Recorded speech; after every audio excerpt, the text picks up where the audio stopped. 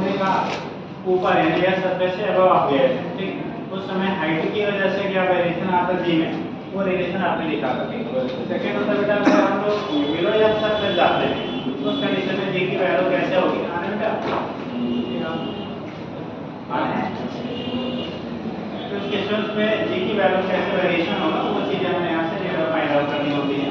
तो अगर आप यह सरफेस रेडियस का प्रोजेक्ट आ रही था,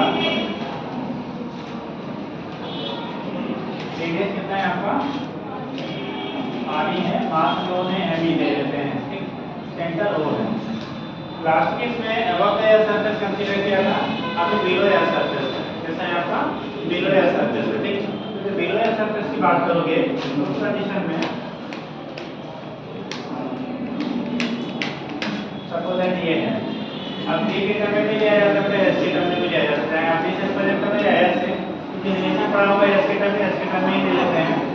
अगर सरफेस से ये जो डिस्टेंस आपकी है ना ये h है, ये वाला जो सेपरेशन सेंटर से बचेगा बेटा, तो रेडियस r है, तो r माइनस कितना बचेगा। अगर सरफेस से बिलो जो पॉइंट आपका दिया होता है, यहाँ पॉइंट भी हमने दे दिया, इस पॉइंट की जो सरफेस से डेप्थ है वो h है, तो सेंटर से उस पॉइंट की जो डिस्टेंस रिमेनिंग बचेगी वो r माइनस कितना हो जाएगा, h के बराबर होगा, ठीक। ये वाला जो रिमेनिंग डिस्टेंस हो गया ये r माइनस कितना हो गया आपका s के बराबर हो गया। अब क्या फाइंड करना है, इस पॉइंट पे हमें फील्ड की वैल्यू निकालना है, ठीक। अगर यहाँ से एक आप सर्किल स्फीयर ड्रा कर लीजिए, हाइपोथेटिकल का हम लोग स्फीयर ड्रा कर देंगे, ठीक। तो इस स्फीयरिकल पार्ट का जो अंदर पार्ट है, पीछे जब निकाल लिया है अबव द एयर सरफेस, तो अबव द एयर सरफेस में क्या होता है टोटल मास कंसीडर किया जाता है। बट जो बिलो द एयर सरफेस लेंगे ना, तो यहाँ पे जो जी का फैक्टर होगा ना क्वांटिटी को क्या इनर मास, ये वाला जो पोर्शन का मास होगा उसकी वजह से वहाँ पे जी की वैल्यू कैलकुलेट करेंगे। अब कैसे इनर वाले पोर्शन का मास निकालोगे, मास आप टोटल आपका एम ही लिया, रेडियस टोटल आर ही लिया, तो पहले आप क्या डेंसिटी आप निकाल लो। डेंसिटी अगर आप फाइंड करोगे तो डेंसिटी की जो वैल्यू आपकी होगी, डेंसिटी आप लिया तो डेंसिटी आपने डी से या रो से जिससे भी आपने रिप्रेजेंट किया, डी इक्वल टू होता है एम बाई वी। यहाँ पे वॉल्यूम डेंसिटी है, डेंसिटी भी अलग अलग टाइप के होते हैं, ठीक। आपने लीनियर का मान डेंसिटी पढ़े होंगे, एरिया पढ़े होंगे, वॉल्यूम पढ़े होंगे। तो यहाँ वॉल्यूम की क्या बात करते हैं, आपने डेंसिटी कहने का मतलब वॉल्यूम ही लिया जाता है, ठीक।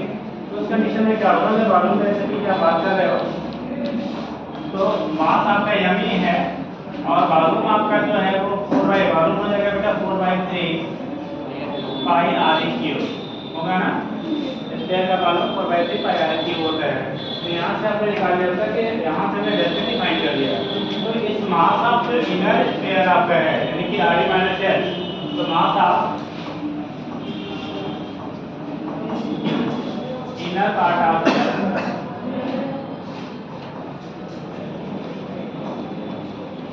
क्या रेडियस कितना ले लो बेटा आर माइनस, ठीक। उस पोर्शन का जो मास आपका होगा, अगर सपोज दैट मास की वैल्यू बेटा एम डैश है, एम ई डैश ले लेते हैं, तो एम ई डैश की वैल्यू होगी इसका वॉल्यूम इनटू डेंसिटी।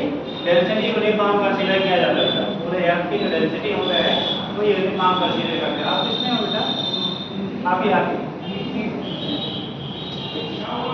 उस केस में क्या होगा, जब आप निकालेंगे यहाँ पे कितना होगा, एम ई डैश की वैल्यू होगी वॉल्यूम वी डैश इनटू कितना डेंसिटी डी आर जिससे भी आपने रिप्रेजेंट किया, तो वॉल्यूम की वैल्यू आपकी है कितना 4/3 पाई। इसकी इस फैक्टर का वॉल्यूम में निकालना है इनर वाला, तो आर ई माइनस एच का होल क्यूब इनटू डेंसिटी देखो आपने निकाला है M E upon 4/3 pi R cube बेटा 4/3 पाई आपका कैंसिल होगा। इसका रिएक्शन थोड़ा सा करते हैं हम लोग, तो एम ई ये are E minus H upon नीचे भी आर ई है पूरे का क्यूब है बेटा, एक साथ में ले लिया एम ई लेकिन are E minus H upon are E का होल क्यूब हो गया। एक मास हो गया इनर पार्ट का जिसमें हमने निकालना है।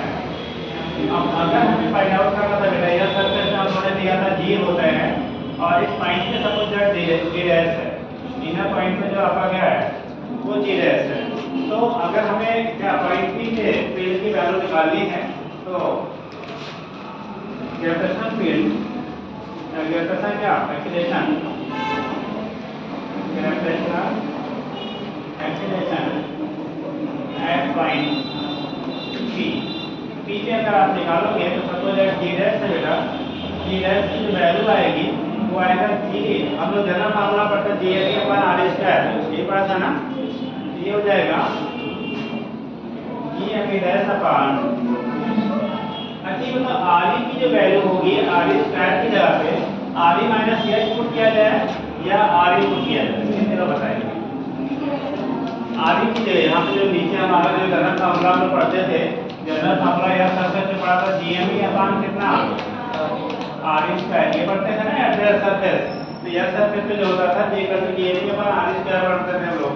तो यहाँ पे जो आपका एक्सेलरेशन आपका होगा जी डैश की value G M E upon R square जो रखेंगे ना, ये आर डैश स्क्वायर रखें या आर स्क्वायर रखें या कुछ और, कौन सा रखेंगे?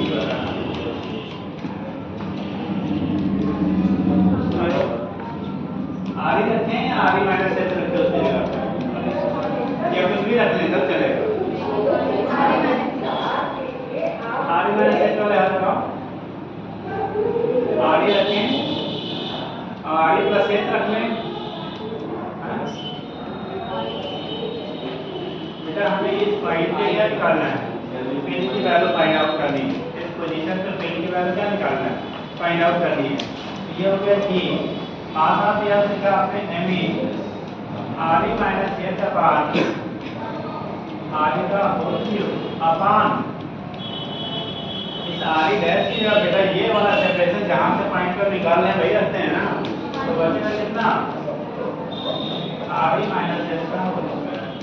ठीक, अब इसी को जरा सिंप्लीफाई करेगा तो यहाँ पे आर ई माइनस एच का होल क्यूब है, तो यहाँ से पावर 2 हटा दे तो ऊपर बचेगा आर ई माइनस एच अपान नीचे बचेगा आर ई क्यूब, बचेगा। इस कंडीशन में क्या होगा, अगर इसको हम लोग थोड़ा सा ओपन कर दिया जाए तो ठीक है, अभी आर ई माइनस एच का होल क्यूब अपान ये हो गया बेटा आर ई क्यूब नीचे हो जाएगा, तो आर ई माइनस एच का होल स्क्वायर इनटू। ठीक, कंडीशन क्या बन रहा है आप देखो, यहाँ से 2 पावर हटा देंगे, ये फैक्टर कैंसिल होगा तो पावर यहाँ से 2 माइनस हो जाएगा, बचेगा आपको G dash equal to G M E R E minus H upon कितना। ठीक, ये तो आपका स्क्वायर के टर्म में तो आर ई क्यूब हो गया, ये बच गया। अब कंडीशन क्या होता है, यहाँ से थोड़ा सा इसको हम लोग ब्रेक कर लेते हैं, इसको ब्रेक इस तरह में ले रहे हैं, देखो G dash equal to R E square को एक साइड में कर लो तो G M E upon R E square into बचेगा ब्रैकेट में R E minus H upon कितना आर ई। देखो ये G M E upon R E square क्या है, स्मॉल जी की वैल्यू है एयर सरफेस पे, क्योंकि एयर सरफेस के रिस्पेक्ट में निकाला जाता है, तो ये है एट एयर सरफेस, ये पहले इसको लिख लीजिएगा एट सरफेस, यह सरफेस पे जी की वैल्यू दी थी। अब यहाँ से इसकी जगह पे जी रख दो तो G dash equal to relation बनेगा बेटा, जी डैश की जो वैल्यू आपकी हो जाएगी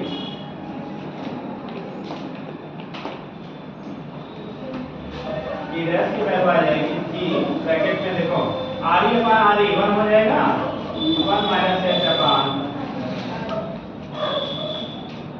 ये फार्मूला मिल गया आपको G dash equal to G मैग्ना 1 माइनस एच अपान आर ई।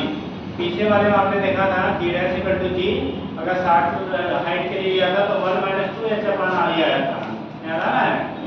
जब आप स्मॉल हाइट के लिए आपने निकाला था फार्मूला का तो G dash equal to G मैग्ना 1 minus 2 H upon R E आया था, और यहाँ पे एच अपान आर ई है, वहाँ पे हमारे स्मॉल हाइट के लिए केवल वो एप्लीकेबल होता था, लार्ज हाइट के लिए आपने लिखा था G dash equal to G upon 1 plus H upon R E का होल स्क्वायर। ठीक, और स्मॉल डिस्टेंसेस के लिए वही कन्वर्ट हो गया था G dash equal to G 1 minus 2 H upon R E, लिखा था ना, लिखा था कुछ हमें पकड़ रहा कि गायब हो गया, गर्मी में सब है। अरे यार तुम्हारी गर्मी नहीं हमारे भी गर्मी है, हम तो बैठे हुए, हम तो यहाँ पंखा भी चला रहे हो, हम तो खड़े हुए हैं ना, आप यहाँ हम वहाँ हैं, तो इस कंडीशन में क्या होगा कि जो वैल्यू आप निकालोगे तो जी डैश की वैल्यू क्या होगी जी 1 माइनस एच अपॉन कितना होगा आर के बराबर। ये ऑलवेज एप्लीकेबल होता है, चाहे आपकी स्मॉल हाइट हो, स्मॉल डेप्थ हो या लार्ज डेप्थ हो, सभी के लिए बेटा एप्लीकेबल होगा। जबकि वो वाला जो एप्लीकेबल होता था वो दोनों कंडीशन के लिए आपने अलग अलग रिलेशन बनाया था।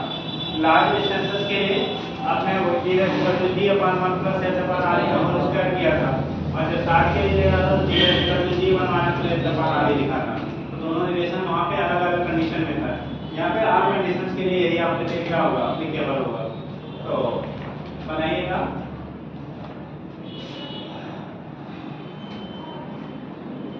डायग्राम भी बना लीजिएगा जैसे कि उसका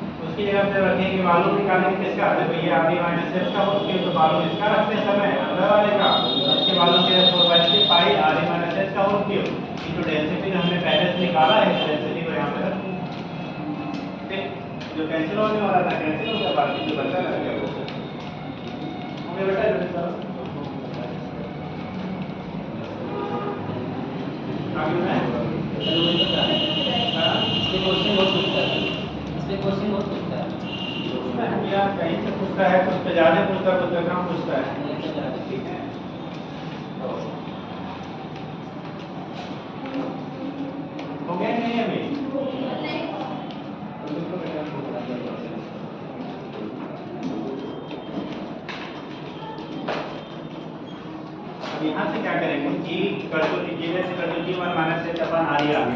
पूछा क्या जाता है, एच की जो वैल्यू है वो आर के बराबर हो जाएगा। एच की वैल्यू कितना, आर, मतलब आप एफ के सेंटर पे पहुँच जाएंगे।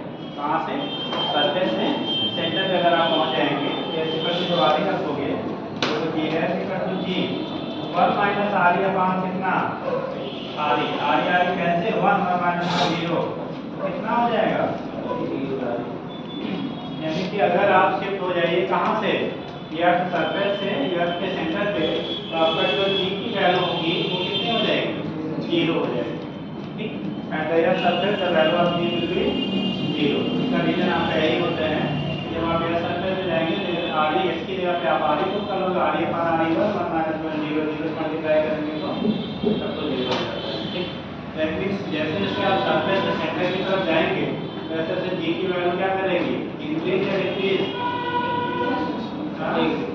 सेंटर से सरफेस से सेंटर की तरफ मूव करने में जी की वैल्यू में इंक्रीजमेंट होगा या डिक्रीजमेंट, डिक्रीजमेंट। जैसे जैसे आप सरफेस से सेंटर की तरफ मूव करते हैं जी की वैल्यू क्या होती है, घट जाती है।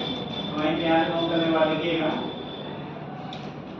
नोट कर लिया, जल्दी करो।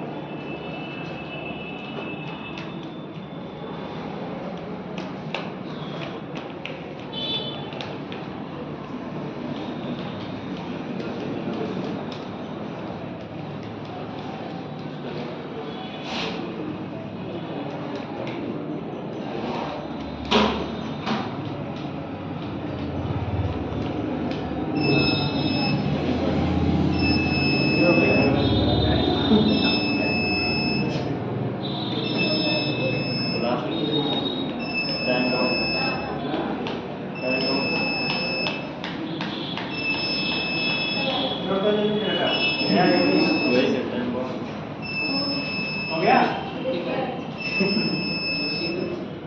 आपको दे रहा है,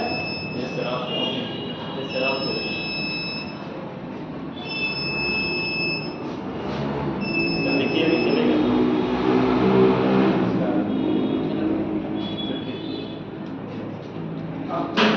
अच्छा सेकंड हाफ छुट्टी सेकंड हाफ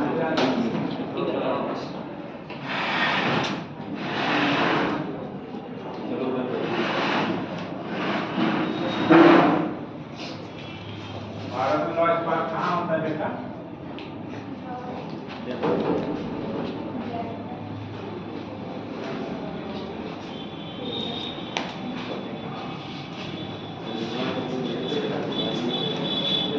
जितना हमारे क्लास चलाने लगे सबसे समझता है बता दें।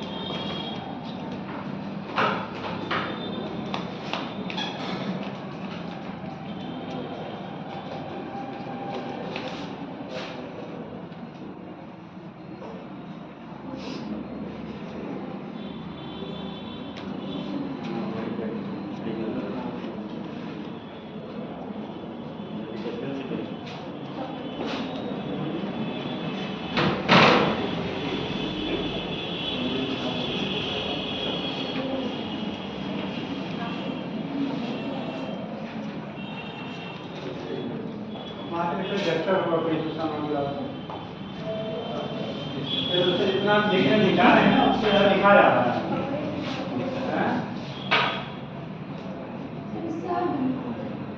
अभी तो साफ हो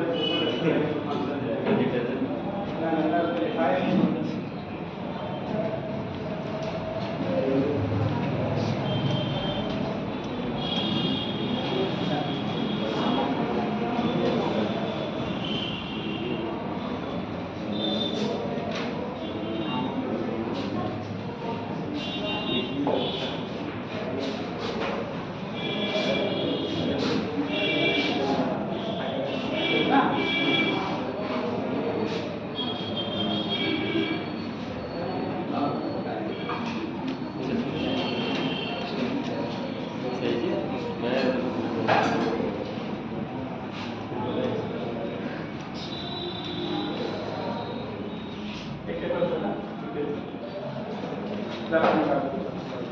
अरे मत लिखिए हो, तो मैं काम करूँगी। सर है कि नहीं? ले आओ। मेरे पास नहीं है। निकाल।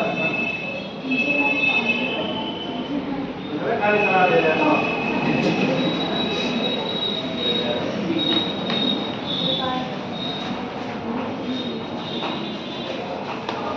इतना गंदा नहीं है, पूरा तो तेज होगा नहीं।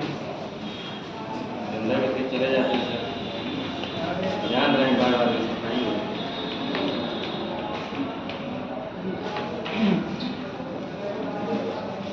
जो लोग ब्लैक बोर्ड में पहले लिखते थे, ब्लैक बोर्ड के तुलना में साफ दिखता है। ब्लैक बोर्ड इससे पहले यहाँ डिग्री कॉलेज में तब पहले ये वाला इससे चलता था, उसके रास्ते में बहुत साफ है, उनको लगता है तो ज़्यादा नहीं है, है ना? नीचे वाला ज़्यादा हाँ बेटा, अब वैसे भी राजा उनको लिखना तो रहता नहीं है।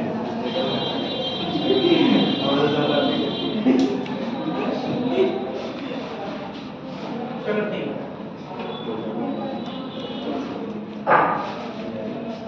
तो हमने कर लिया था कि जी की वैल्यू वेरिएशन कैसा था, पीछे स्टेटमेंट लिख दिया, दैट इज कि डायरेक्शन का मूव कर दो। इधर इधर रखो बेटा, दैट इज अलग एक ब्लैक बोर्ड आना लिखना है, that is on moving from your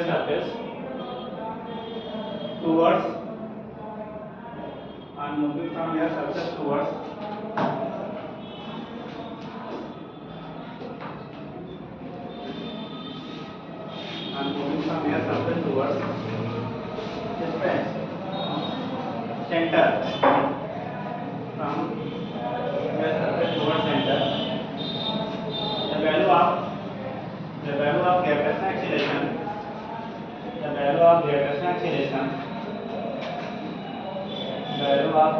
acceleration, small g decreases,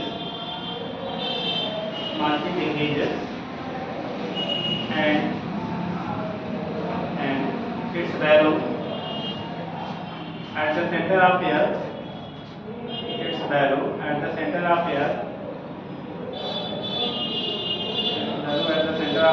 will be क्या हो जाएगा, 0.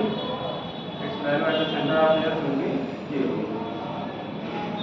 यहाँ से सेंटर की वैल्यू जो होती है 0 हो जाती है।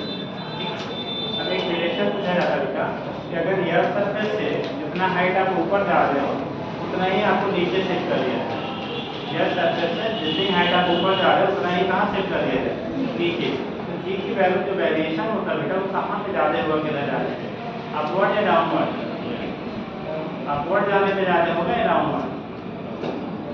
If same distance shifted from the surface to above and same below the surface, then the variation is G will be greater in upon moving upward or upon moving downward.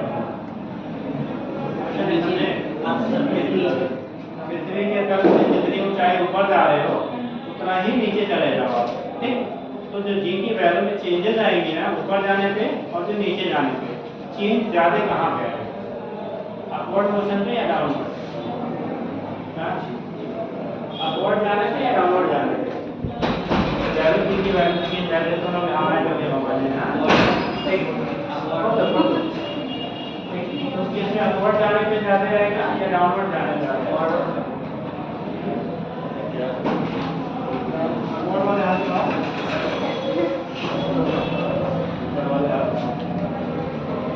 Upward जाने पे changes ज़्यादा आएंगे या downward जाने पे? बेटा जो हम लोग अपवर्ड लिया था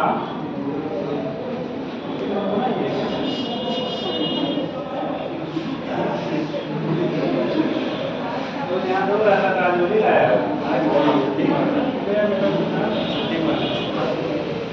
वहाँ सब कुछ इधर से कंटू जी 1 - 2h अपान आर लिया था। एबव कहाँ पे? एबव या सरफेस ये स्मॉल डिस्टेंसेस के लिए है बेटा। और जब हम लोग बिलो या सरफेस लेंगे, बिलो क्या या सरफेस आप लोगे, तो यहाँ पे जी डैश की वैल्यू आपने निकाला जी 1 माइनस एच अपान आर। ये था ऊपर 2h 1 minus 2h upon R, नीचे 1 माइनस h अपान आर। तो चेंजेस ज़्यादा कब होंगे, ऊपर जाने में या नीचे आने पे?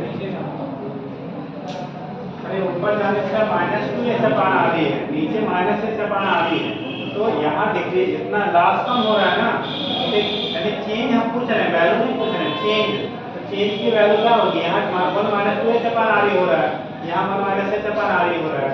तो चेंजेस आपके होंगे कहाँ पे ज़्यादा होगा, तो हम लोग कहाँ जाएंगे, ऊपर जाने में। अगर सेम डिस्टेंस आप एबव या सरफेस जाते हो और सेम बिलो जाते हैं, तो चेंज की वैल्यू जो होती है एबव जाने पे क्या होगा, ज़्यादा होगा, बिलो जाने पे कम होगा, लेकिन शॉर्ट डिस्टेंसेस के लिए।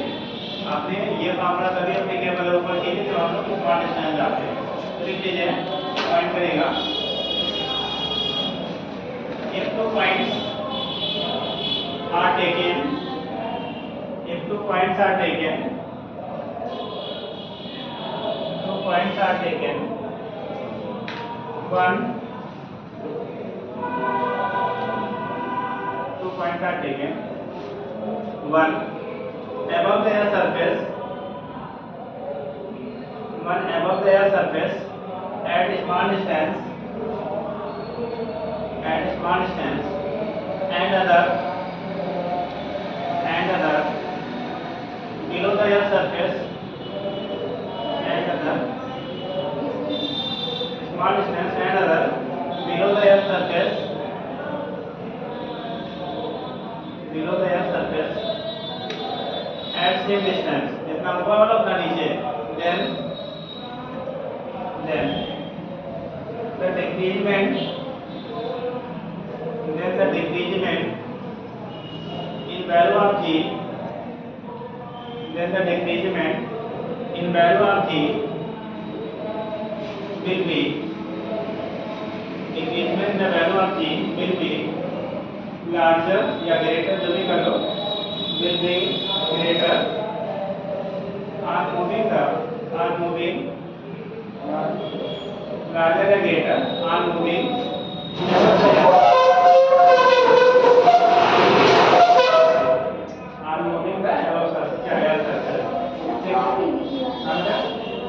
नहीं दिखेगा,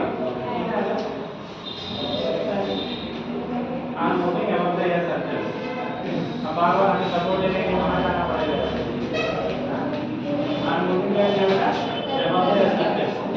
अरे दोस्तों पहले हम इसी ले रहे हैं, ठीक है, कितनी है क्या हो गया, जब हम लोग ऊपर जाएंगे ना, तो उस केस में क्या होगा आपका, जो आप जी की वैल्यू चेंजेस आएंगी वो ऊपर जाने ज़्यादा है, नीचे जाने पे क्या करना है, ये केस आपका होता है। यहाँ से निकालते हैं डेटा से कर दीजिए 1 माइनस h अपान क्या हो गया, आर के बराबर हो गया, ठीक। आगे लिखेंगे नेक्स्ट हेडिंग, आपने पहले कहा था वेरिएशन ड्यू टू क्या, एबव द एयर सरफेस, दूसरा बिलो द एयर सरफेस, तीसरा लिखेंगे variation in G, variation in G, variation in G due to, variation in the value of G due to shape of air, due to shape of air, shape of air,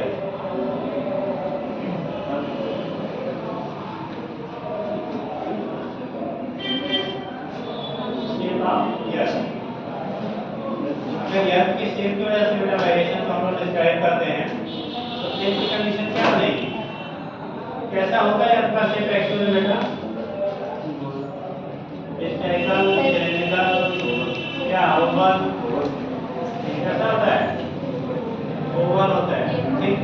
actual में जो shape हम लोग लेते हैं होता है कैसा, Oval, वो तो हम लोग कंसीडर कर लेते हैं क्या स्फेरिकल, और एक्चुअल जो शेप लिया जाता है कैसा होता है, तो एक्चुअल ओवल होता है। तो उस केस में जो रेडियस हमारा होता है, ठीक है, देखो दो कंडीशन आपकी होगी,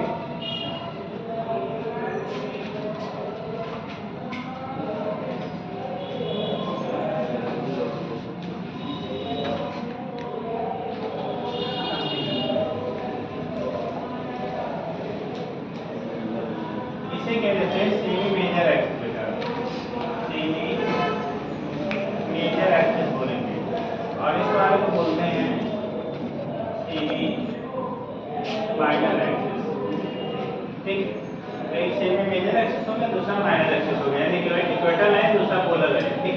तो इसे इक्वेटर कह लेते हैं, क्या कहेंगे इसे? इक्वेटर, पढ़ा है? इसे कहते हैं पोल, ठीक। जो इक्वेटर पे होता है आर इक्वेटर और ये होता है आर पी, आर पोल होता है, ठीक। तो इक्वेटर की जो रेडियस होती है वो पोल के रिस्पेक्ट में कितना ज़्यादा होता है, चलो सोने से जरा पढ़े, कौन बोला था सोने से? पोल की रेडियस के रिस्पेक्ट में इक्वेटर की रेडियस कितनी ज़्यादा होती है? सुने सर नाम अच्छा खाली सुने हैं तो जानते भी रहिए। हाँ? अभी जान जाएंगे, इसके नहीं बोलेंगे, फिर आपसे महीने बाद आके पूछेंगे क्या दिखाना है, महीने बाद पूछा जाएगा, ठीक। तो इसमें क्या होता है, जो सेमी या मेजर एक्सिस की रेडियाई होती है सेमी मेजर के पोलर रेडियस के रिस्पेक्ट में 21 किलोमीटर ग्रेटर होता है। यानी कि अगर इक्वेटर की रेडियस हम लोग लेते हैं ना, यहाँ जो रिलेशन आता है R equator equal to R pole plus 21 kilometre, यानी कि पोल की जो रेडियस होती है उसके रिस्पेक्ट में इक्वेटर की रेडियस अप्रॉक्सिमेटली 21 किलोमीटर लार्जर होता है। और हम लोगों ने फार्मूला पढ़ा है कि G equal to GMV upon R square. अच्छा पता क्या समझा? तो अब कहाँ से किया? हाँ? किस कोड से? तो ये भी बोल वैसे बोल, ये तो बोला क्या जा रहा है बेटा कि अगर हम लोग इक्वेटर पे ले रहे हैं, इक्वेटर की रेडियस की वैल्यू ज़्यादा है और पोल की रेडियस की वैल्यू कम है, तो जी की वैल्यू कहाँ ज़्यादा मिलेगी, यहाँ पे पोल पे कि इक्वेटर पे? जी की जो वैल्यू मिलेगी वो पोल पे ज़्यादा मिलेगा, इक्वेटर पे ज़्यादा मिलेगा? पोल पे ज़्यादा मिलेगा। देखो यहाँ पे होता है सिंस जी इक्वल टू होता है जीएमई अपान कितना आर स्क्वायर होता है। अब यहाँ पे आर इक्वेटर की जो वैल्यू है वो पोल के रिस्पेक्ट में कैसा है, ज़्यादा है। तो जहाँ पे रेडियस ज़्यादा होगा वहाँ पे जी की वैल्यू क्या होगी, कम होगी। जहाँ पे क्या रेडियस कम होगा वहाँ पे जी की वैल्यू क्या होगी, ज़्यादा होगी। तो यहाँ पे लिखेंगे सिंस, ऐसे लिख लो, जी इक्वेटर लिखोगे तो आएगा G M E upon R equator का स्क्वायर, और जी जब पोल लिखेंगे तो आएगा G M E upon R P, यानी आर पोल, आर पी का स्क्वायर। अब यहाँ लिखेंगे since R equator greater than क्या है आर पी, सो जी की जो वैल्यू आएगी इक्वेटर पे वो लेस देन क्या होगा, जी पोल हो जाएगा।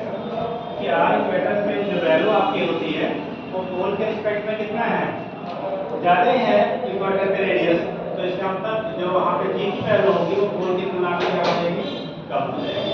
तो लिख लीजिएगा क्या लिखा, देखो सिर्फ आप लिया, ठीक। तो वहीं पे लिख लो सिंस यह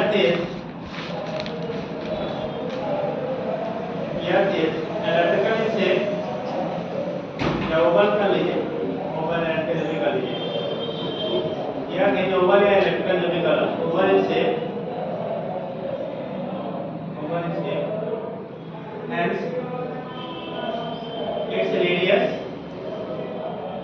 hence its radius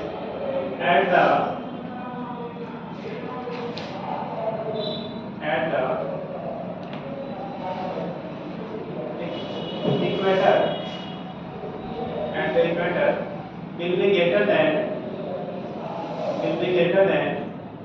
pole,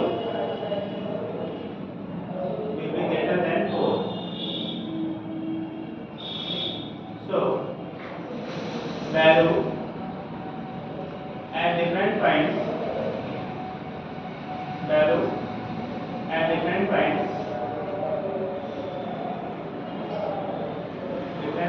are different।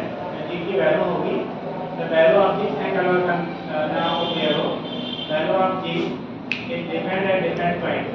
जी की वैल्यू होगी बेटा अलग अलग पॉइंट में कैसा होगा, अलग अलग होता है, अलग अलग पॉइंट में जो जी की वैल्यू होती है तो हमारे में अलग अलग हो जाता है, ठीक। Value of G at different point का डिफरेंट, ठीक। तो यहाँ से आप क्या करिए, दिखा के नोट कर लीजिए, आर इक्वेटर तो आर पी प्लस 21 किलोमीटर जो है पोलर जो क्या होता है रेडियस होता है वो कम होता है इक्वेटर से।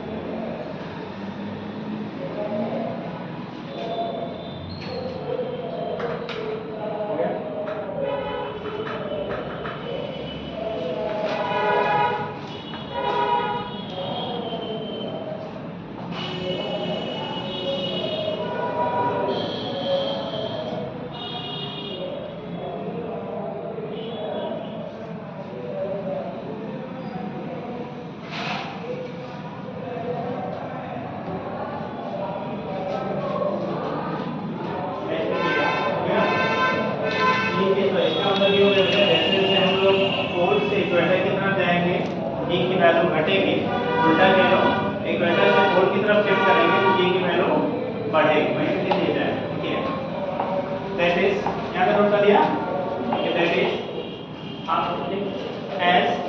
as move from equator towards pole, as move from equator towards pole, equator से जैसे पोल की तरफ मूव करेंगे, as move from equator towards pole, the value of g क्या होगा, g की वैल्यू इंक्रीज या decrease, value of g will be increases, value of g will be increases, जैसे जैसे हम लोग मूव करेंगे वैसे उसका वैल्यू जो g की होगी वो हमारे इंक्रीज कर जाएगा, value of g will be increases। ठीक, तो मूव करने के साथ साथ जो वैल्यू g की होती है वो आपकी इंक्रीज कर जाती है। ठीक है, value of g will be increases। ये तो कंडीशन आ गया। नेक्स्ट चेंज करेंगे variation value of g due to rotation of air, variation value of g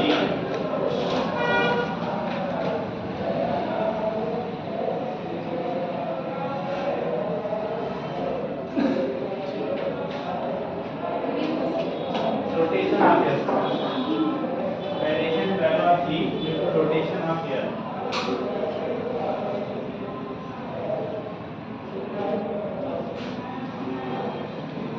variation in value of g due to rotation of air, rotation of air, या surface में जो rotation आपका या तो अपने एक्सिस पे चलने पड़ा होगा या तो अपने एक्सिस पे कंटीन्यूअसली क्या करती है रोटेट होती है। तो जो रोटेशन हो रहा है उसकी वजह से एनर्जी की वैल्यू क्या वेरिएशन आएगा वो चीज़ कैसे हम लोग फाइंड आउट करेंगे। तो देखो कंडीशन क्या होता है बेटा, केवल यह का जो शेप हम लोग ओवल या रेक्टेंगल लेते हैं वो वनली शेप डिस्कस करते समय लिया जाता है बेटा। वनली शेप तो जब शेप को हम लोग डिस्कस करते हैं उस कंडीशन में केवल आप क्या लेते हो, वहाँ पे आपका शेप जो होता है वो रेक्टेंगल लिया जाता है। बाकी जो कंडीशन होगी वहाँ पे हमारा शेप इस तरह का नहीं लेके हम लोग डिस्कस करते हैं। यानी कि कहाँ लेके हम जाते हैं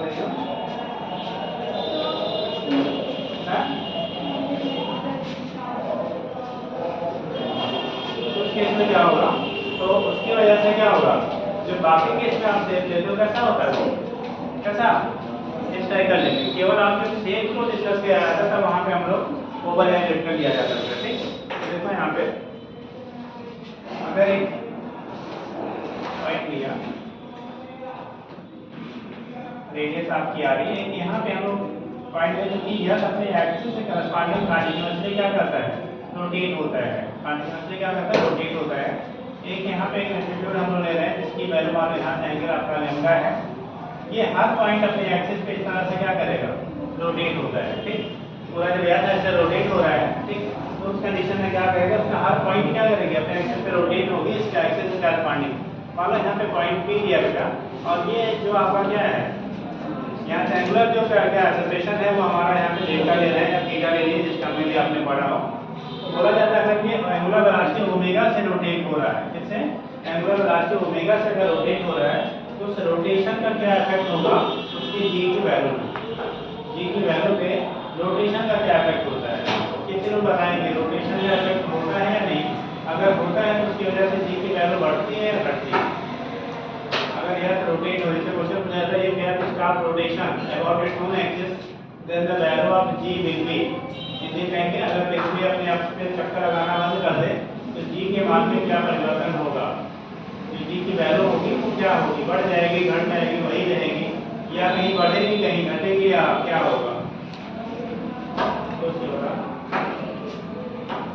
अगर यह अपने एक्सिस पे रोटेट करना बेटा बंद कर दे जी की वैल्यू में क्या वेरिएशन आएगा। अगर यह अपने एक्सिस पे रोटेट होना बंद कर दे तो जी की वैल्यू क्या चेंजेस आएंगे।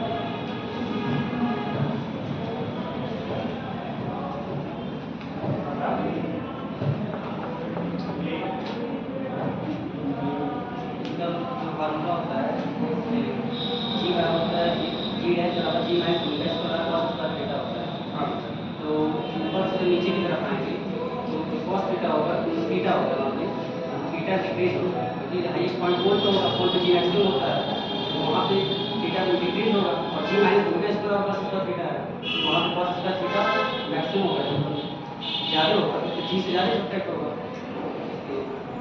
कहाँ पे कम होगा? हम नीचे आएंगे थीटा की वैल्यू घट रहेगी जी तो थीटा की वैल्यू घटते जी की वैल्यू बढ़ेगी। थीटा घटेगा तो जी की वैल्यू बढ़ेगी, तब इक्वेटर सब जाते हो नहीं पोल पे मैक्सिमम होगा, या बोले हो ऊपर नीचे आएंगे तो क्या होगा? थीटा की वैल्यू घटेगी तो G minus omega square cos square theta है तो फिर अगर थीटा की वैल्यू बढ़ेगी तो जी से ज़्यादा सब्ट्रैक्ट होगा जी। जैसे पोल से आप इक्वेटर की तरफ आ रहे हो तो जी की वैल्यू जो पोल पे होगा उसके रिस्पेक्ट में बढ़ता जाएगा या घटता जाएगा? जो पोल पे होगा जैसे पोल से इक्वेटर की तरफ आएंगे तो वेट जो होगा घटेगा, तो वेट जब घटेगा तो फिर एक्सेलरेशन नहीं, ये तो आपने मतलब वो जैसे कहते हैं प्रोडक्ट के बेस पे रिएक्टेंट बना दिया आपने। ठीक, अभी आपको क्या करना है ये बताना है कि हम जैसे आपने कहा कि वेट घटता है, अब हमें पता ही नहीं हम वेट घटता है कि बढ़ता है तो कैसे बताएंगे? आप जान रहे हो पता कैसे बोलोगे? आंसर इसका सही है बट वो कैसे कह रहे हो, जैसे मान लो ये है बैठी हुई है दिया, अब इनको बोल दें कि इनके पापा, ठीक, और उनके पापा रिलेट कर इनको छोड़ दिया बताना इनके बारे में, ठीक, तो वही बताना जितना बताओ सही है गलत नहीं। पोल पे वैल्यू मैक्सिमम होगी जब हम इक्वेटर की तरफ आएंगे तो क्या करेगी, वैल्यू घटती है, ठीक है, जी की वैल्यू घटती है। क्यों घटती है देखो, देखो जो रिलेशन हम लोग पढ़ते हैं ना, ठीक, डी डैश इक्वल टू पढ़ा जाता है यहाँ पे रोटेशन की वजह से D dash equal to G minus R E omega square 1 minus R E omega square cos square lambda ऐसे मिलेगा, या इसको ओपन कर दो तो D dash equal to G minus C into R E omega square cos square lambda. जिस term में भी आपने पढ़ा होगा, ज़्यादातर हम पहले वाले टर्म में पढ़ते हैं, ठीक, तो जिस भी टर्म में आपने रिलेशन पढ़ा हुआ होगा, ठीक, उसके टर्म में आप देख लीजिएगा, फिर आप हम ऊपर वाले ही एक्सप्लेन कर लेते हैं उसी के जैसे D dash equal to G minus R E omega square cos square lambda. ज़्यादातर इसी टर्म में आपको मिलता है तो उसी टर्म में आप देख लीजिए D dash equal to G minus R E omega square cos square lambda. Condition क्या हो रहा है, लैम्डा जो है वो लैटिट्यूड, ठीक, ये लैटिट्यूड यहाँ पे टर्म हम लोग देते हैं तो यहाँ से उसके क्या इक्वेटर लाइन से जो एंगल बन रहा है वो लैम्डा है। आप जैसे जैसे इक्वेटर से, ये इक्वेटर पॉइंट है, इक्वेटर पॉइंट से आप पोल की तरफ जाओगे, कहाँ जाएंगे हम लोग बेटा, पोल की तरफ, देखो लैम्डा की वैल्यू बढ़ती है, इक्वेटर से पोल की तरफ जाने पे लैम्डा क्या करेगा, इंक्रीज करेगा, और लैम्डा इंक्रीज करने का मतलब cos लैम्डा की वैल्यू डिक्रीज करेगी, और cos लैम्डा की वैल्यू जब डिक्रीज करेगा cos लैम्डा घटेगा तो ये वाली जो वैल्यू है वो डिक्रीज करेगी, और ये वैल्यू जब डिक्रीज करेगी तो रिजल्टेंट वैल्यू क्या करेगा, इंक्रीज करेगा। मतलब जैसे जैसे हम लोग इक्वेटर से पोल की तरफ जाते हैं जी की वैल्यू में इंक्रीजमेंट होता है, और पोल पे लैम्डा की वैल्यू 90 डिग्री होगा, और जब लैम्डा 90 होगा तो cos 90 वैल्यू cos 90 0 की 1 तो 1 किसकी वैल्यू होती है, 1 किसकी वैल्यू होती है, जल्दी बताओ, है 90 तो इसकी वैल्यू आपकी के cos में किसकी वैल्यू 1 होती है, cos 0 की वैल्यू 1 और 90 की वैल्यू 0। तो कंडीशन क्या होगा बेटा, जब हम लेंगे एट, यहीं पे पॉइंट बनाएंगे एट इक्वेटर, इक्वेटर पे लेंगे तो लैम्डा इक्वल टू 0, और जब 0 होगा तो जी इक्वेटर की वैल्यू आएगी जी माइनस आर ई cos 0 की वैल्यू 1, ठीक, तो ये हो जाएगा 1 का स्क्वायर 1 ही रह जाएगा, तो आर ई ओमेगा स्क्वायर के बराबर होगा, और ये वैल्यू मिनिमम होता है ड्यू टू रोटेशन, ठीक, क्या हो गया मिनिमम, क्योंकि इसमें जी की वैल्यू कैसे का इतना सब्ट्रैक्ट हो रहा है, ठीक, और जब हम लोग पोल पे पहुंच जाएंगे एट पोल लैम्डा की वैल्यू 90 डिग्री, तो जी पोल की जब वैल्यू लिखोगे तो जी माइनस क्या हो जाएगा आर ई, हम लिख के देख ले रहे हैं are E omega square cos 90 का स्क्वायर, ठीक, cos स्क्वायर 90, और cos 90 वैल्यू 0, 0 से मल्टीप्लाई करेंगे तो जो सर्कल की वैल्यू है 0, यानी कि g पोल की वैल्यू जो होगी वो g के क्या हो जाएगा, बराबर होगा। अभी इसमें से कुछ नहीं घटा, कोई फैक्टर इसमें से माइनस नहीं हुआ, इसलिए हम लोग इसका मतलब अगर इक्वेटर पे आप क्या करेंगे, कितना है रोटेशन की वजह से वैल्यू, पोल पे हमारा क्या रोटेशन का फैक्टर कुछ आ रहा है इफेक्ट, भाई रोटेशन का क्या यहाँ पे ओमेगा का कोई वैल्यू यहाँ इफेक्ट कर रहा है। इसका मतलब कि पोल पे अगर कोई पॉइंट आप लेते हो, यह चाहे रोटेट करे या ना करे, यानी यह का बेटा रोटेशन हो या ना हो, उससे जी की वैल्यू पे कोई इफेक्ट नहीं होगा। तो क्वेश्चन क्या बनता है कि if earth stop rotation about its own axis then the value of g will be क्या होगा, नॉट अफेक्टेड है। अगर पूछेगा नॉट अफेक्टेड मतलब कहाँ पे प्रभावित नहीं होगा तो क्या बोलोगे, पोल पे नाचे चाहे ना नाचे कोई फर्क नहीं पड़ता है, ठीक।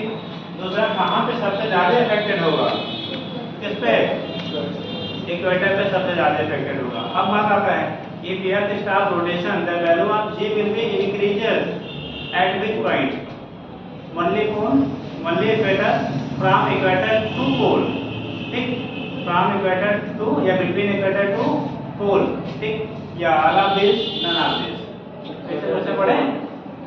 अगर यह अपने एक्सिस पे बेटा रोटेट करना घूमना बंद कर दे तो g की वैल्यू कहाँ परिवर्तित होगी, पोल पे केवल, इक्वेटर पे केवल, इक्वेटर से लेके पोल के बीच में, इक्वेटर से लेके पोल के बीच में, और ऑल ऑफ दिस, आंसर क्या होगा,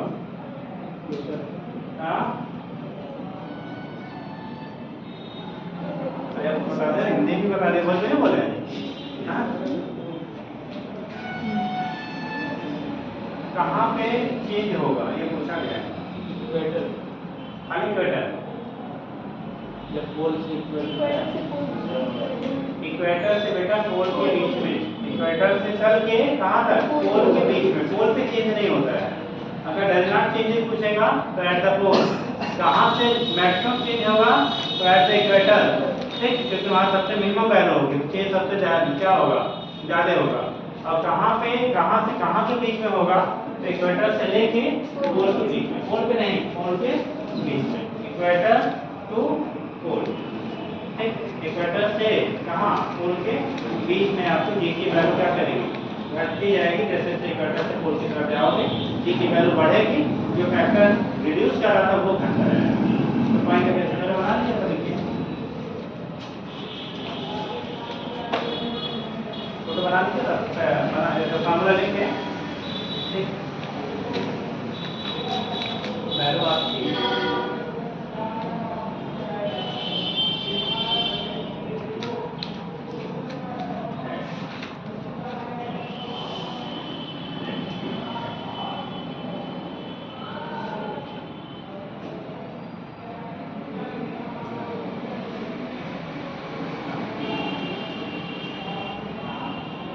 इक्वेटर से लैम्डा लैटिट्यूड पे कितना आपका होगा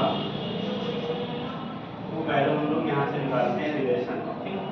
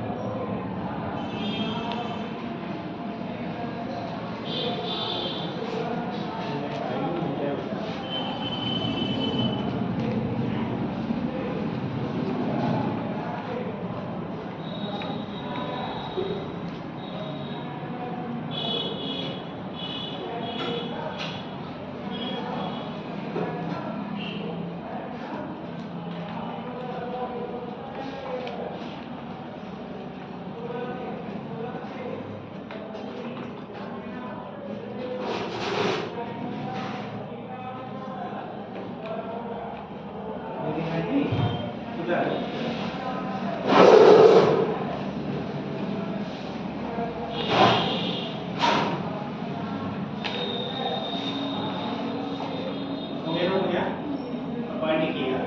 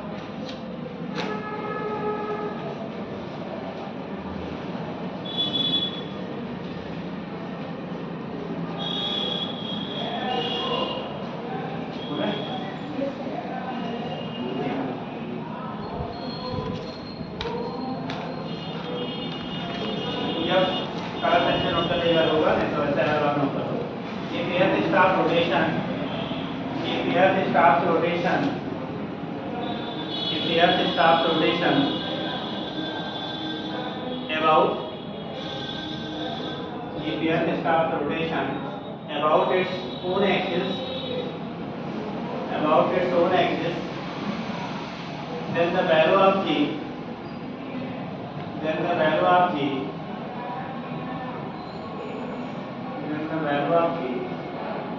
does not affected. Then the value of G does not affected. On does not affected on किससे? पोल does not affected on पोल, मतलब पोल पे G की वैल्यू पर प्रभाव नहीं पड़ेगा। ठीक देखिएगा। But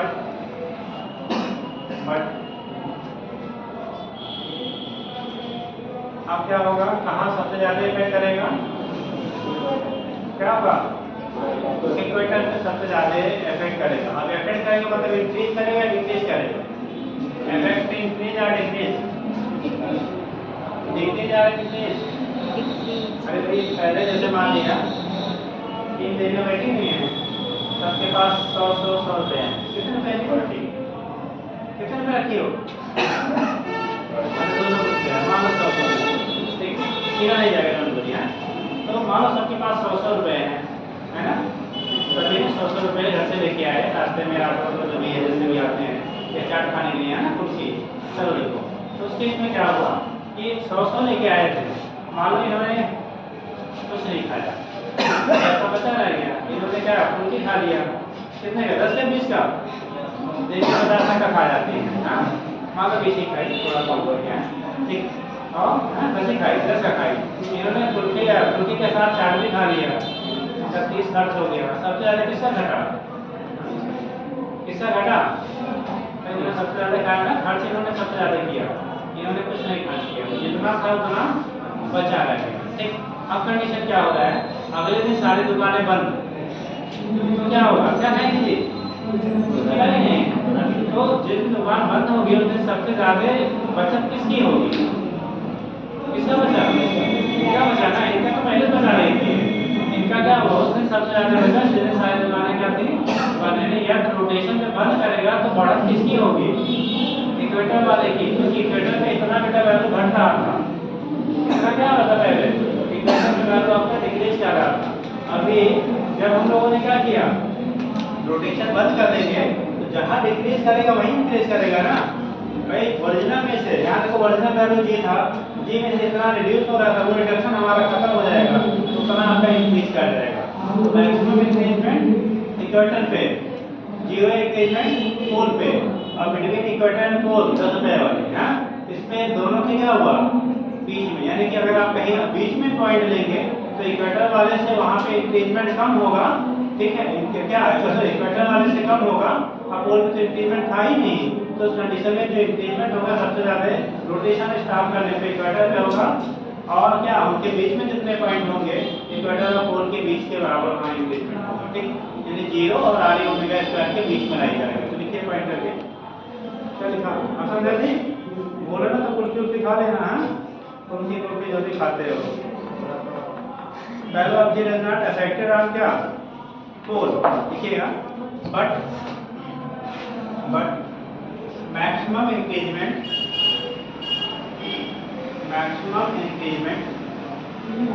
takes place maximum engagement takes place at maximum engagement takes place at maximum engagement takes place at pole equator at equator and at equator. ठीक, सबसे ज्यादा engagement कहाँ होगा बेटा? इक्वेटर पे। तो बोले RE ओमेगा स्क्वायर तो कितना होगा? तो RE ओमेगा स्क्वायर के बराबर। बेटा बोले क्या ना RE ओमेगा स्क्वायर और पोजीशन वहाँ कितना इंक्रीज कर जाएगा? तो आप बोलोगे RE ओमेगा स्क्वायर के इक्वल। ठीक, और अपन लिखिएगा नेक्स्ट बराबर है।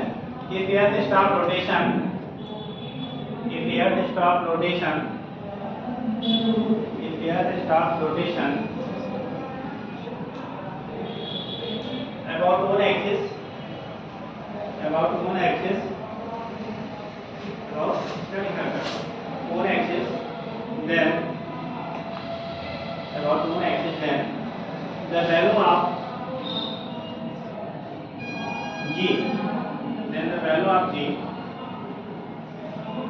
increases, then the value of G increases at each point except at each point except क्या पोल। इस टाइम में अगर पूछा जाएगा तो वहाँ नहीं पढ़ेगा तो एक्सेप्ट पोल, पोल को छोड़ के बाकी सभी से क्या करेगा? इंक्रीज करेगा। ठीक, ये केस आपका होता है। यहाँ से रोटेशन की वजह से क्या होगा? शेप की वजह से क्या होगा? आप डेप्थ की वजह से क्या होगा? हाइट की वजह से क्या होगा? ये डिपेंड हमारे फैक्टर होते हैं जिसकी वजह से एक पैरामीटर हमारा क्या करता है? पॉइंट टू पॉइंट आप चेंज होता है। याद आएगा तुमको? ठीक, तो एक आध क्वेश्चन कर लीजिए फिर लिखिएगा।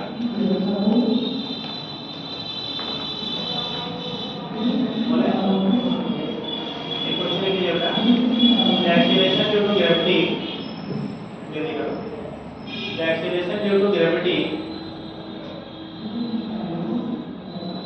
acceleration due to gravity becomes G by 2, acceleration due to gravity becomes G by 2, becomes G by 2।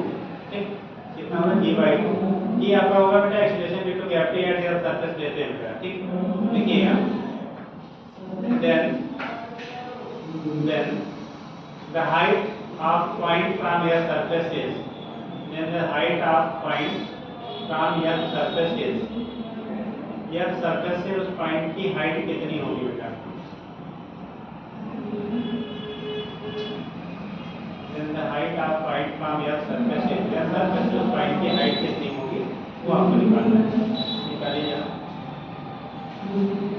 उस पॉइंट की हाइट या सरफेस से कितनी होगी ये आपको निकालना है।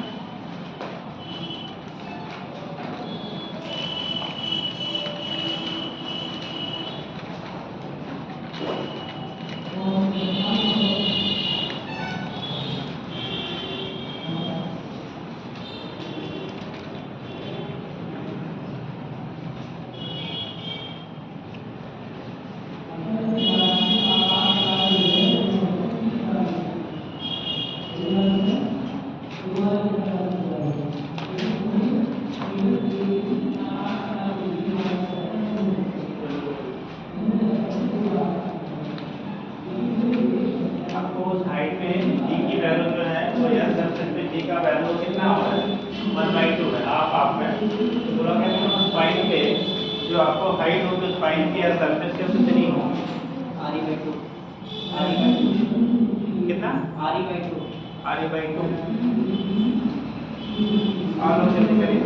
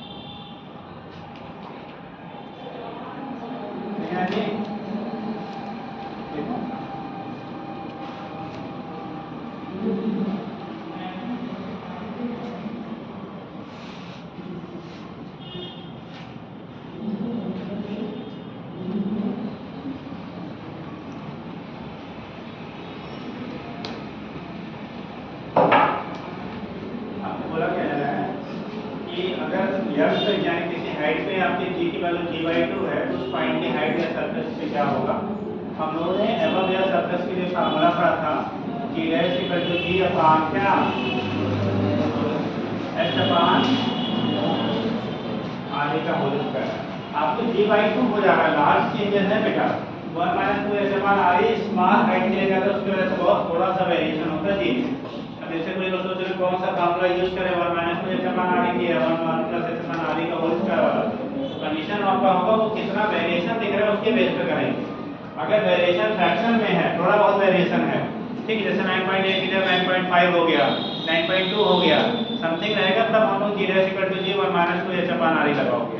और अगर वेरिएशन आधा हो गया, 1/4 हो गया, 1/8 हो गया, ठीक है, मतलब g का 1/8 टाइम हो गया, तो इस टाइम पे जब रहेगा तो वहाँ पे इस फार्मूले को आप यूज करेंगे। और बिलो के लिए लेंगे तो हमेशा वही फार्मूला हो, तो वहाँ चेंज ही नहीं है, ठीक। तो ये कंडीशन देखो, g की वैल्यू g डैश की वैल्यू g/2 है, equal to g upon 1 + h upon r का क्या होल स्क्वायर। देखो ये g कटेगा बेटा, ये g क्या हो गया, कट गया, तो यहाँ से बचा 1/2 इक्वल टू इसका एलसीएम ले लो बेटा, ये हो गया 1 अपॉन इसका होगा re प्लस h अपॉन कितना re का होल स्क्वायर। ये re हमारा ऊपर शिफ्ट कर लो, चाहे अगर ऊपर शिफ्ट करेंगे या तो इसी को क्रॉस मल्टीप्लाई कर लो, ऐसा तो इतना कर लेंगे आप। ये 2 है, 2 को आप इधर शिफ्ट कर लो और इस वाले को इधर शिफ्ट कर लो, तो 1 + h अपॉन re का होल स्क्वायर इक्वल टू हो जाएगा बेटा 2। 1 + h अपॉन re का होल स्क्वायर इक्वल टू कितना हो जाएगा आपका 2। अब यहाँ से इसका भी अगर स्क्वायर हटाएंगे तो ये रूट में आ जाएगा, ठीक। ये हो जाएगा 1 + h upon re equal to हो जाएगा √2, और √2 की वैल्यू 1.414 होता है। यहाँ से h अपॉन re करोगे तो 1.41 में से आपका 1 को हटा दोगे तो 0.41 आ गया h अपॉन re की वैल्यू बेटा। h की वैल्यू अप्रॉक्सीमेटली, ठीक, वैल्यू आ गया 0.41 re या 41 की वैल्यू अगर हम लोग वहाँ पे लिखना चाहते हैं, ऑप्शन जिसका में रहेगा आप कन्वर्ट कर लेना, ठीक। re की वैल्यू का पुट करके अगर ना वैल्यू दिए हैं तो, और re के टर्म में दिया रहेगा तो भी आप रख लीजिए, ठीक। तो जिस टर्म में आपकी वैल्यू हो उसके अकॉर्डिंग हम लोग ऐसा वहाँ से चेक कर लेते हैं। ऐसे रखा है तो कितनी वैल्यू आएगी बेटा, ये वैल्यू कितना नंबर आएगा, re/3 re/4 re/2, approximately closure तो हम re/2 के लेंगे, अप्रॉक्सीमेटली कितना लेंगे re/2 के क्लोजर हम लोग लेते हैं, ठीक। तो दिखा दीजिए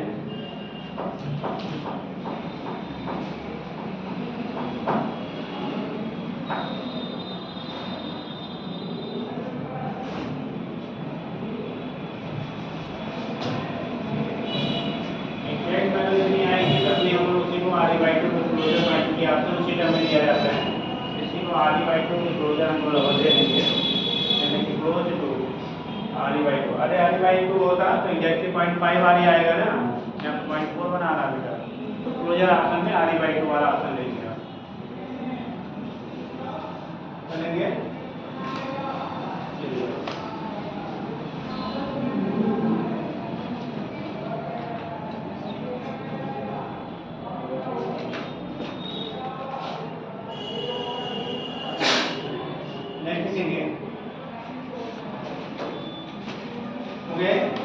ग्रेविटेशनल फील्ड, अगला हेडिंग करो, ग्रेविटेशनल फील्ड। ग्रेविटेशनल फील्ड आपने 12th में इलेक्ट्रिक फील्ड पढ़ा होगा, ऐसे 11th में ग्रेविटेशनल फील्ड पढ़ा होगा, तो बताइए बेटा ग्रेविटेशनल फील्ड पढ़ा था क्या आप? द्वितीय क्षेत्र हिंदी बोलते हैं, क्या होता है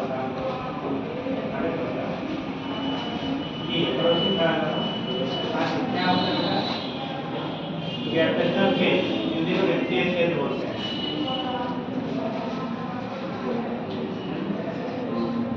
ग्रेविटेशनल फील्ड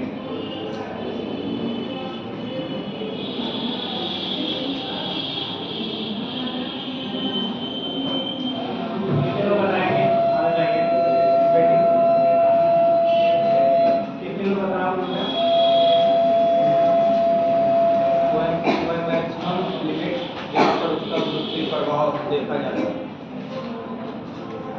मैक्सिमम आगे तो बोलोगे या उसके बीच जितना भी स्पेस है सब मैक्सिमम के अंदर ही। जैसे यूपी गवर्नमेंट की क्या हिंदुस्तान में मेरा ताकत कहाँ तक है, जहाँ तक यूपी की सीमा है, उसके बाहर यूपी गवर्नमेंट डायरेक्ट कोई भी डिसीजन नहीं ले सकती है ना। ठीक, तो बुलडोजर हमारे योगी जी कहाँ से चला सकते हैं, यहाँ तक अपनी सीमा है। दूसरे स्टेट में वो बिना उनके ऑर्डर के नहीं हो सकता है या बिना उनके परमिशन के नहीं हो सकता है ना। तो ऐसे हर घर की अपनी सीमा होती है। ठीक, भाई हमारे बाउंड्री के अंदर दूसरा कोई इंटरफेयर नहीं कर सकता है, बट हम बाउंड्री दूसरे में जाएंगे तो वो क्या करेगा, वो उसका रीजन है, वहाँ पे बिना हमारे ऑर्डर लिए नहीं जाना है, उनका क्या अलाउ नहीं होता है। ठीक, ऐसे कंडीशन यहाँ पे होता है। तो फिर मतलब हर मटेरियल बॉडी की, इसकी हर मटेरियल बॉडी की जो क्या होता है सराउंडिंग स्पेस, जिसमें दूसरे material body gravitational force experience करते हैं, क्या करेंगे ग्रेविटेशनल फोर्स एक्सपीरियंस करेंगे, उसे हम लोग कहेंगे उस इनिशियल मटेरियल बॉडी का क्या फील्ड कहलाएगा, ग्रेविटेशनल फील्ड कहलाएगा। जैसे हम लोग क्लासरूम है, इस क्लासरूम में अभी नीट वाले अलाउड हैं या आईटी वाले अलाउड हैं, मतलब जिनका कॉमन सब्जेक्ट है। अब यूपीएससी वाले यहाँ पढ़ने नहीं आएंगे। ठीक, यूपीएससी वाले आएंगे तो ऐसा नहीं उनको नुकसान करेगा, पर डायरेक्टली उनके लिए नहीं। ठीक भाई, हर सब्जेक्ट पूछा जाता है, जैसे आप जाके वहाँ बैठ जाएंगे तो आपके लिए नुकसानदायक नहीं है, लेकिन डायरेक्ट आपको मेरे एग्जाम में कोई इफेक्ट को नहीं करेगा। ठीक, तो कंडीशन क्या है, ऐसे ही हर चीज़ का एक क्या होता है लिमिट होती है, एक सीमा होती है। तो जितने किसी बॉडी के सराउंडिंग वो स्पेस जिसमें दूसरा मास पार्टिकल क्या करता है ग्रेविटेशनल फोर्स एक्सपीरियंस करता है, उसे उसकी हम लोग ग्रेविटेशनल फील्ड कहते हैं। क्या कहेंगे, ग्रेविटेशनल फील्ड। आप लोग जिस एरिया में रहते होंगे वहाँ पे हर एरिया पे क्या होते हैं कुत्तों की टेरिटरी होती है ना। उस एरिया में दूसरे एरिया कुत्ता गुजरता है तो दौड़ा के तब तक वो चिल्लाते रहते जब तक भाग नहीं जाता है। देखा कि नहीं देखा, आपके एरिया में जो कुत्ते होंगे उस दूसरे एरिया में कुत्ता आ जाए तो तब तक उसको दौड़ाते रहते जब तक वो भाग नहीं जाता, मतलब अपने फील्ड में वो एंट्री नहीं देते है ना। तो दैट मींस वो उनका फील्ड है, उस फील्ड में दूसरा एंट्री नहीं कर सकता है। ऐसे ही यहाँ पे ग्रेविटेशनल फील्ड होता है किसी मटेरियल बॉडी की वजह से, वो स्पेस जिसमें दूसरे मटेरियल बॉडी क्या करते हैं फोर्स एक्सपीरियंस करते हैं, वो उसका ग्रेविटेशनल क्या कहलाएगा फील्ड कहलाएगा। तो समझे जी, समझे कि नहीं, मैं तुम्हारे भाषा बताया तब भी नहीं समझे आया क्या होता है ग्रेविटेशनल फील्ड। अरे हाँ वो कुछ बोलोगे नहीं तो हम भी बहुत तेज कर देंगे इस फील्ड, तो फिर अपना समझना है ना। ठीक, अगर आपको हर तरफ समझाने के बाद आपके वही मार्क्स रहेंगे तो फिर क्या जो स्पीड है वो चेंज करेगी फिर, है ना। इसे आपको दौड़ते रहना पड़ेगा। तो देखो उससे आपको क्या रिजल्ट आएगा ग्रेविटेशनल फील्ड, तो लिख लीजिएगा the space around a material body, the space around a material body in which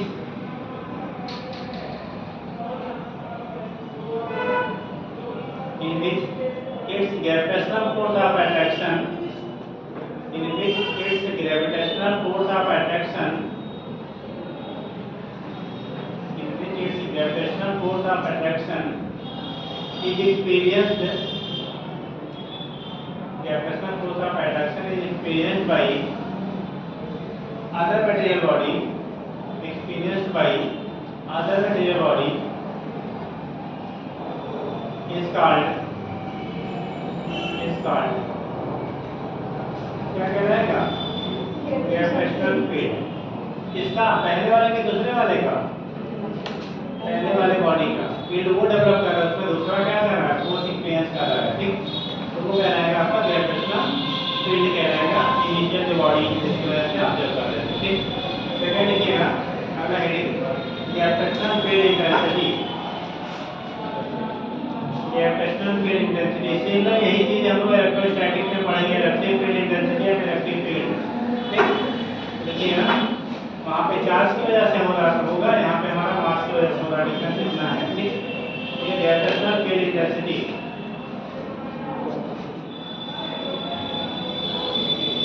अब ग्रेविटेशनल फील्ड इंटेंसिटी क्या होगी बेटा,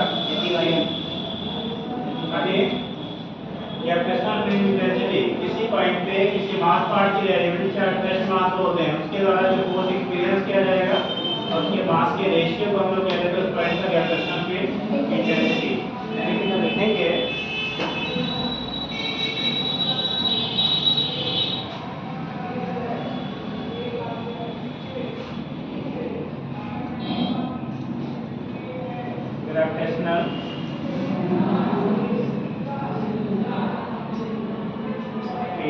डिस्टेंस पे थी। आप आई से दिखा लो, मोस्टली आई से दी आई दोनों से रिप्रेजेंट किया जाता है बेटा। इलेक्ट्रोस्टैटिक्स में हम लोग जनरली ई से रिप्रेजेंट करते हैं, यहाँ पे आई से रिप्रेजेंट करते हैं। तो आई की वैल्यू जैसे हमारा एक मास पार्टिकल है बेटा यम, इससे एक स्मॉल डिस्टेंस पे ठीक है टेस्ट मास, अब तो एक टेस्ट मास होता है, वहाँ पे आपको इलेक्ट्रोस्टैटिक में टेस्ट चार्ज पढ़ेंगे, यहाँ पे आपको टेस्ट मास पढ़ते हैं। तो टेस्ट मास आपका होता है, टेस्ट मास क्या होता है मालूम किसी को? हाँ जी,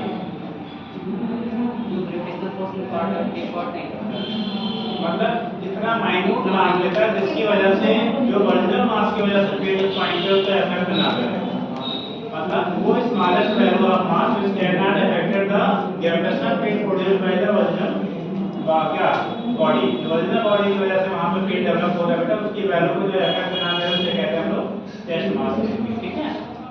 उसी को परीक्षण क्या द्रव्यमान कहेंगे जी, जो भी कह लेते हैं बैठे। तो मास यम है, इसके बीच का सेपरेशन कितना है r है। तो जब ग्रेविटेशनल फील्ड इंटेंसिटी हम लोग पढ़ते हैं I इक्वल टू होता है m अपॉन m नॉट, ठीक, I क्या m अपॉन m नॉट या m जो भी आपने क्या कंसीडर करिएगा।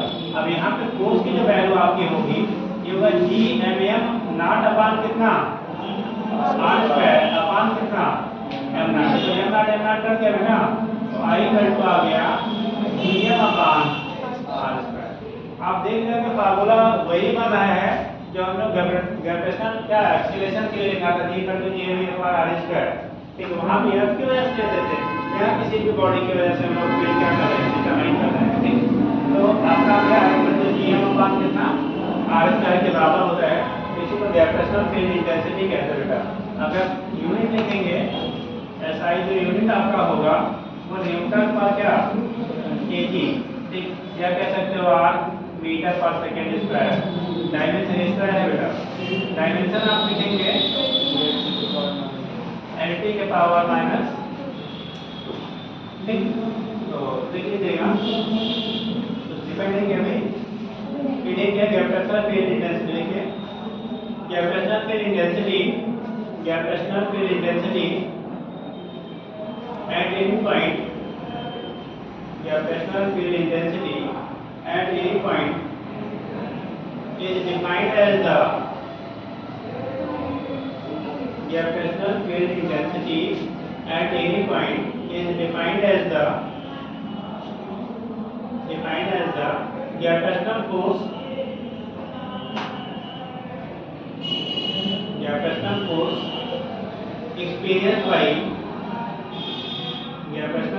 experienced by any test mass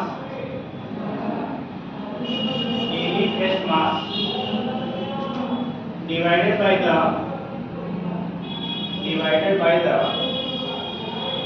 magnitude of the test mass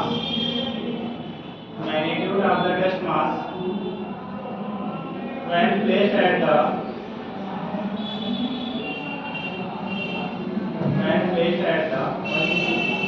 magnitude of the test mass when placed at the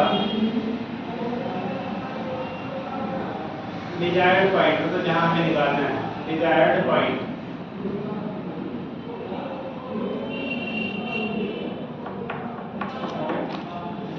diagram बना के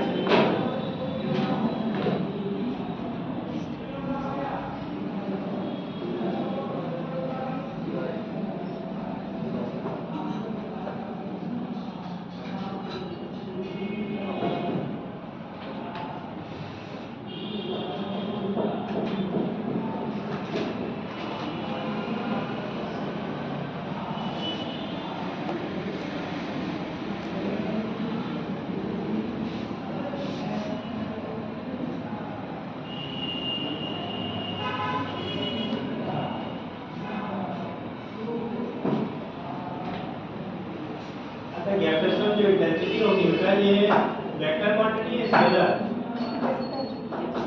इट इज वेक्टर क्वांटिटी और स्केलर, वेक्टर क्वांटिटी होता है याद रखेंगे, it is a vector quantity. और अगर vector quantity है बेटा तो अगर आपका ग्रुप ऑफ मासेस होंगे तो उनकी वजह से रिजल्टेंट जो फील्ड इंटेंसिटी मिलेगी वो सभी सम कर लेंगे। अगर ग्रुप ऑफ मासेस हैं तो उनकी वजह से अगर आप रिजल्टेंट इंटेंसिटी निकालोगे बेटा, तो सभी की वजह से जो इंडिविजुअल ऑफ इंटेंसिटी है उनकी वजह से वेक्टर सम पे क्या होगा, वो बराबर हो जाएगा। ठीक, वेक्टर सम पे क्या होगा, बराबर होगा। ठीक,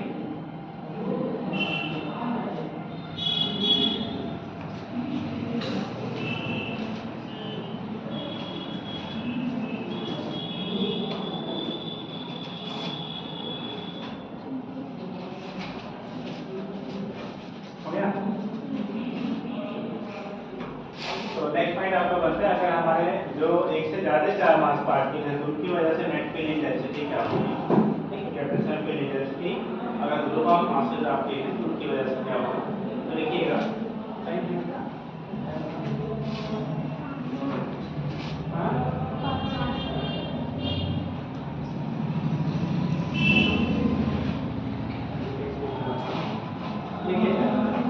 capacitor field intensity due to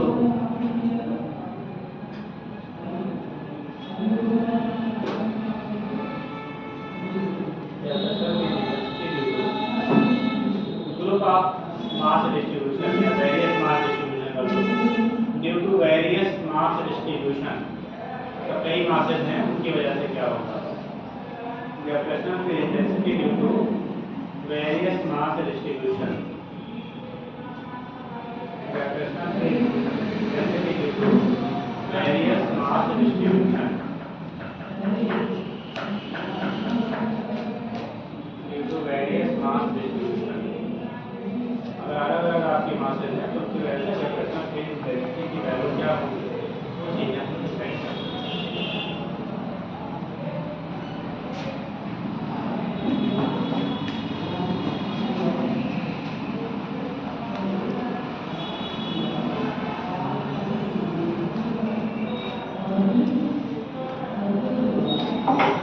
मान लो पहले 2 पॉइंट की वजह से हम ले रहे हैं, आपके बाद यहाँ पे कोई टेस्ट मास नहीं है बेटा, M1 है, M1 है, M2 है, तो अगर मास ले रहे हैं या 2 से ज़्यादा ही आप ले लीजिए, जितना भी आप शेयर करना चाह रहे हैं, तो उसकी वजह से अगर किसी पॉइंट में हम लोग इंटेंसिटी की वैल्यू फाइंड करेंगे, तो उस कंडीशन में क्या होता है, अगर 2 मासेस हैं या 2 से ज़्यादा मासेस हैं तो इंटेंसिटी जब निकालेंगे तो सभी के वेक्टर सम पे क्या होगा, इक्वल होगा। अगर उस पॉइंट पे इंटेंसिटी है उसकी वजह से जो वेक्टर सम आपका होगा उनके बराबर आपका होगा। अब कंडीशन यहाँ 2 मासेस लिया गया। अब ये बताओ क्या इनके बीच में किसी पॉइंट पे कोई इंटेंसिटी 0 हो सकता है क्या? इनकी वजह से क्या फील्ड इंटेंसिटी कभी 0 होगा?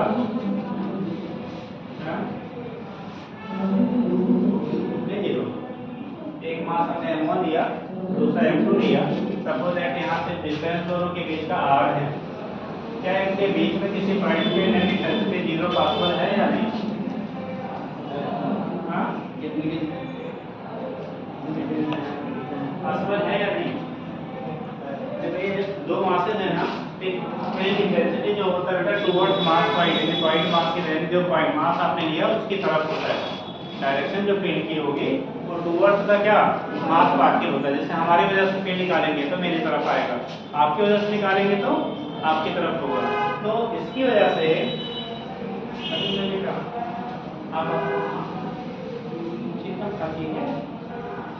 सबसे ज्यादा क्या स्टमक और क्या और कैंसर का काज आज के डेट में यही है, पान मसाला जो खाते हैं उससे ज़्यादा हार्मफुल है ये चीज़। ठीक, तो ऐसा जो भी लोग छुपा छुपा के खाने वाले हैं सर्च करके ना खाइए, ठीक है, सब जैसे मत खाना। ठीक, जिंदगी है तो सब कुछ है यार, नहीं तो पता लगा नहीं कुछ गड़बड़ सड़बड़ होगा तो सारे देश गड़बड़ हो जाएंगे, है ना, सब मत खाना। ठीक, सब दिखाई दिया, मैं सोचा होता है एक दिन खाने खाएंगे जो मैंने अवॉइड कर गया। ठीक है, काफ़ी मैं खा लेती ना, ये नहीं खाओ, बहुत हार्मफुल है। ऐसी कोई भी चीज़ आप खाएंगे कहीं ना कहीं वो आपको नुकसान करेगा करेगा। ठीक, जैसे यार चीज़ों का हल्के में खा लीजिए ना, बहुत कुछ खाना है, बहुत सारी इलायची आती है आपके, कुछ आप कभी क्या लौंग खा लीजिए, इलायची खा लीजिए, और वो क्या सौंफ आता है आप सौंफ खा लीजिए, बहुत सारी चीज़ें खाने के लिए है, फायदा भी करेगा। क्या कर रहा था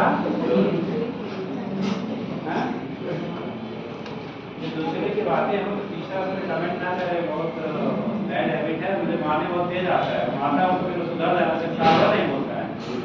ठीक, इसलिए किसी के पॉइंट पर बात हो रही हो तो तीसरा भी उस पर इंटरफेयर ना करें। ठीक, आपकी बातें होंगी तो आप बोलिए ना साइड पे।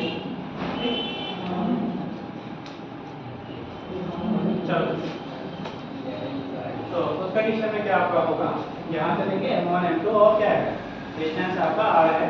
तो पूछा जा सकता है क्या इनके बीच में कोई पॉइंट ऐसा पॉसिबल है जहाँ पे नेट फील्ड 0 हो? तो ऑलवेज अगर दो पार्टिकल हैं, ठीक है, तो वहाँ पे उनके बीच में ऐसा कोई पॉइंट जरूर मिलेगा जहाँ पे नेट फील्ड की वैल्यू 0 हो। क्योंकि ये चार पार्टिकल की हम लोग बात करेंगे इलेक्ट्रोस्टैटिक्स में, तो वहाँ पॉसिबल हो भी सकता है, नहीं हो सकता, वो डिपेंड करेगा नेचर ऑफ द चार्ज। लेकिन यहाँ पे क्या, जब मास पार्टिकल की बात करेंगे तो जो ग्रेविटेशनल फील्ड इंटेंसिटी होगी, अगर दो मास पार्टिकल दिए गए उनके बीच में आपको, ठीक है, जरूर एक पॉइंट ऐसा मिलेगा जहाँ पे नेट फील्ड इंटेंसिटी की वैल्यू आपको 0 मिलेगी। तो हमने ऐसा कुछ कर दिया, एक पॉइंट आपका P है, यहाँ पे नेट फील्ड हमें निकालना है। M1 वाले के फील्ड की वैल्यू मान हमने E1 दिखा दिया या I1 दिखा दिया, और M2 वाले को क्या दिखा दिया, I2 दिखा दिया।